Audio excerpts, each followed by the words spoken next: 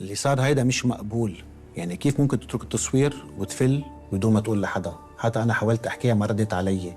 النجومية مش هيك، النجومية أخلاق والتزام واحترام. أنا بحياتي ما صار معي هيك تصرف، حتى مع نجوم هوليوود. في فرق كبير بينك وبينها. طلع معك حق بالصراحة. أنا كمان مستغربة، بس أكيد الموضوع ده وراه حاجة. أصلي أنا مش قادرة أقتنع إنها فجأة كده تسيب التصوير من غير سبب. لا، هيدي مش مشكلتي. أنا تارك بيتي وحياتي وقاعد هون كرمال أعمل فيلم كبير. هي ما احترمتني ولا احترمت الكرو أبداً. نحن ناس محترفين، لازم تحكوا وتلاقوا لي حل. نحكي مع مين؟ أنا ماليش خاطر ولا كلام مع جليلة، بالعكس إحنا أعداء. طب انصحني، شو بعمل؟ مين ممكن يأثر عليها تأحكي؟ يعني كلم وجيه، خليه يجرب معاها، أو هبة الباروني. إنما أنت جيت للناس الغلط.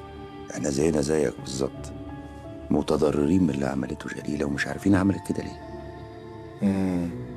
أوكي، يمكن أنا جيت اشتكي بالمكان الغلط. أنا رح أتصرف. إحنا آسفين يا أستاذ والله. شكراً.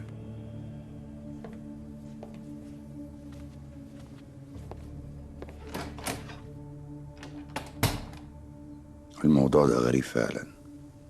تفتكري إيه اللي حصل؟ مش يمكن خافت من المواجهة؟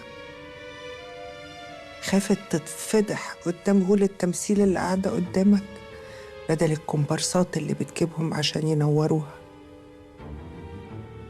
عندك حق،